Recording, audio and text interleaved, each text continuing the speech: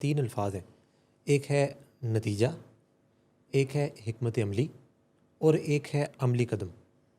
ان تینوں میں کیا ڈفرینس ہے؟ ان کو ہم گڈ کرتے ہیں.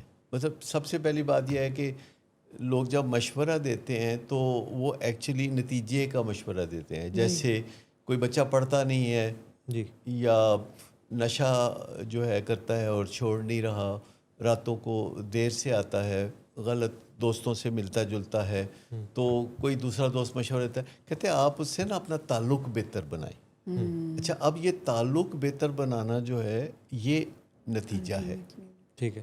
اچھا، حکمت عملی جو ہے وہ یہ چیز ہوتی ہے کہ کوئی آپ کو بتائے کہ آپ نا روزانہ اپنے بچے کی باتیں سنا کریں، تو جیسے 5 منٹ آپ اس چیز کے لیے مخصوص کریں کہ آپ کا بچہ بولے گا تو آپ توجہ سے اس کی بات سنیں گے، اور اس کے مشاغل، اس کی دلچسپیاں، وہ کیا چاہتا ہے زندگی میں، آپ اس کی یہ چیزیں جب سنیں گے تو یہ حکمت عملی ہوگی. اچھا، جو پیشگی قدم اس کے لیے ہوں گے وہ یہ ہوں گے کہ پھر آپ اس کے لیے تیاری کریں کہ کیسے اسرٹیو ہونا ہے. آپ سیکھتے ہیں کہ کیسے جو ہے کچا دھواں نہیں چھوڑنا. مطلب والدین جو ہے عموماً کوئی ایسی مدد کر رہے ہوتے ہیں اپنے نشے کے مریضوں کی، جیسے کوئی ادھار پہ نشہ لے کے استعمال کر رہا ہے اور ایک دن وہ بندہ آ جاتا ہے والد کے پاس کہ بھی آپ کا بیٹا یہ پیسے دے دیں مجھے، وہ ادھار نشہ جو ہے لیتا رہا ہے، اتار دیتے تو والد جو ہے وہ ادھار اتار دیتا. اچھا چلے، یہ ادھار اتارنا بھی غلط ہے، لیکن ادھار جو ہے اتارتے وہ اپنے بیٹے کو کافی برا بھلا بھی کہہ رہا ہوتا ہے. اب جب وہ برا بھلا کہہ رہا ہوتا ہے تو بیٹا بڑے خشوع سے برا بھلا سن رہا ہوتا ہے، کیونکہ اسے پتہ ہوتا ہے کہ یہ رقم ادا ہو رہی ہے تو آئندہ بھی میں ادھار لے سکوں گا. تو بات بند ہے فی الحال. اب کہتے فی الحال تینا تو بند ہے. تو مطلب والدین جو ہے پھر ان کو اس وقت موقع مل جاتا ہے کہ ٹیٹے چڑھا ہوا ہے تو اس کو ذرا تھوڑا سا، چلو ان کی بھی تسلی ہو جاتی ہے کہ ساڈا منڈا ہے، ساڈی سن لیندہ ہے. مطلب وہ ان کو یہ ایک جو مان ہوتا ہے نا، بچہ اپنا سنتا ہے اپنی بات.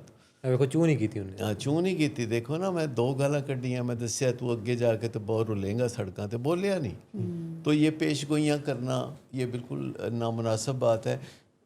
کوشش یہ کرنی چاہیے کہ جب معاملات بگڑے ہوں تو ضروری بات کی جائے، اور جس بات کے کیے بغیر گزارا ہو جاتا ہے اس بات کو بیچ میں سے حذف کر دیتے ہیں. اور ایسی گفتگو جسے ہم کہہ دیتے ہیں جواب دہی کی گفتگو، یہ 2-4 منٹ ہو تو کافی اچھا ہے، یہ گھنٹوں کے حساب سے نہیں ہوتی. ویسے بھی کوئی میٹنگ، کوئی امپورٹنٹ میٹنگ ہوتی ہے، ملکوں کے سربراہوں کی میٹنگز ہوتی ہیں تو 45 منٹ کی میٹنگ ہوگی، حد سے حد 1 گھنٹے کی میٹنگ ہوگی اگر اس میں لنچ بھی شامل ہے. لیکن آپ گھروں میں دیکھیں، کمال ہے، آفرین ہے، میراتھن میٹنگز ہوتی ہیں، رات شروع ہوتی ہیں، سویرے فجر کی نماز تک چلتی ہے. میاں بیوی تو خیر اس میں بہت ہی مارکا تو رلا جنگیں کرتے ہیں کہ رات کو 9 بجے شروع ہوئے تو صبح تک لڑتے مدوش ہو گئے، بے ہوش ہو گئے. وہ سوتے نہیں ہیں، بے ہوش ہوتے ہیں. ہاں، تقریباً یہی صورت ہے. جب بھی کسی سے میٹنگ ہو تو اس کا ایک سٹارٹنگ ٹائم ہونا چاہیے اور اس کا اینڈنگ ٹائم ہونا چاہیے، اور جو اس میں شرکاء ہیں ان کو پتہ ہونا چاہیے کہ یہ میٹنگ اتنی دیر چلے گی. اور اگر میٹنگ ہونا شروع ہوتی ہے، اور عموماً میٹنگز کا آغاز امن و سلامتی سے ہوتا ہے، لیکن پھر آواز اونچی ہونی شروع ہو جاتی ہے، ٹیمپریچر درمیان میں بڑھنا شروع ہو جاتا ہے، فضا میں جذبات ہو جاتے ہیں.